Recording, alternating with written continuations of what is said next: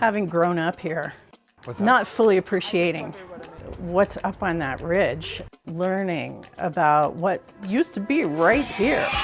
If you had a time machine and you could go back in time, it would be astonishing. Well, right in your backyard is one of the world's most iconic paleontology sites. Why? Because in 1 mile, there is so much to see.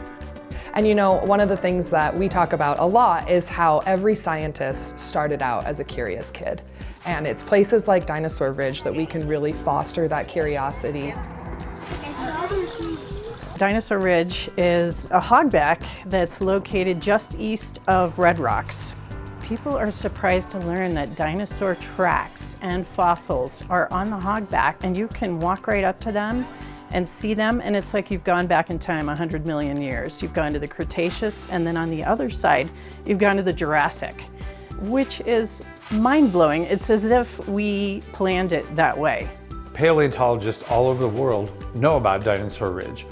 It's the #1 dinosaur track site in the United States. It's the place where the first Stegosaurus bones were first identified. And those two things alone would make it amazing, right? But there are so many other things to see. So we have these larger tracks that kind of look like, duck tracks. Those are from our duck-billed dinosaur. So those big rounded dinosaur tracks are from those herbivorous duck-billed dinosaurs. But you can also see kind of a pointy-toed three-finger track, and that's from an ornithomimid, which is a ostrich-like or very bird-like dinosaur. You can get so close to hundreds of dinosaur tracks. There's really nothing quite as transformative as being able to put your hand right next to or in the shadow of a dinosaur track. So finding things like Stegosaurus and Apatosaurus, you know, these giant long-necked dinosaurs, really forced the world to adapt to the true history and prehistory here. You know, so it's something that really challenged our notion of extinction is a thing that occurs. Our planet is actually very, very old. We are here at the ripple marks on Dinosaur Ridge, ancient beachfront property. Here, our ripples are nice and symmetrical, which is evidence of that tidal action and both the water coming and going, creating these beautiful beach ripples that, of course, were not preserved at an angle at the time. They were flat-lying, and the uprise of the Rocky Mountains is why it's tilted at such an angle today.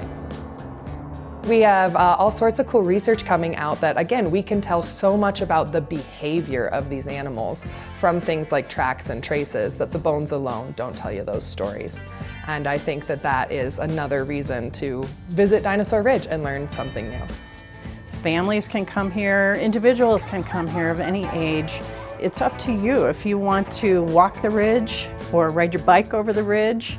You can download an audio tour and listen to it on your phone as you go along and read the signs. Or you can take a bus tour. Our tour guides will point out the key sites and answer questions, and that's a great way to really get up to speed on what Colorado used to look like long before people were here. So we really want to impress upon people some of the most remarkable things that we've learned here about the paleontology and geology history here. The other things that we try to make it interactive. We try to not do it lecture style. We share some points. We say, what do you think? How do you think this might have happened? What are your theories? Here's what we know. Here's what we don't know. We like to have a conversation when it comes to our education programs. Think of your vertebra in your back, and this is like sliced right down the middle. See how it's a circle? It's like sliced right, like it's almost as if you cut a hamburger in half. And you can even see there's a hollow there for where the spinal cord was. I think that paleontology and dinosaurs in particular offer an incredible gateway into the sciences. I've joked that not necessarily a bunch of kids wake up wanting to be an endocrinologist or something super specific like that. They want to study volcanoes, they want to study space and astronauts, and they want to study dinosaurs. There's all sorts of different ways to take what you learn and the passion from paleontology and apply it to what might be your future career. That's a place where people come to be curious, to feel awe and wonder, to learn. It's a happy place. It's a place that people plan to go to and have fun and then tell their friends about and post pictures online. It's really a place that's always high energy and has a wow factor. It's great to be able to come into work every day where people from all over the world, all over the Denver metro area are coming and saying, wow, I didn't know this was here, or I learned something new today, even though I've been here a few times. That's one of the reasons it's really special is, you can go to museums across the country and see dinosaurs, but here you can still see the bones embedded in the rock as they were deposited and fossilized. You're not going to find another place like this on planet Earth, in the galaxy, in the solar system, in the universe. This is phenomenal. And the fact that it's so easily accessible and open every single day of the year is, there's just no excuse. There's no reason why you shouldn't come here. You should.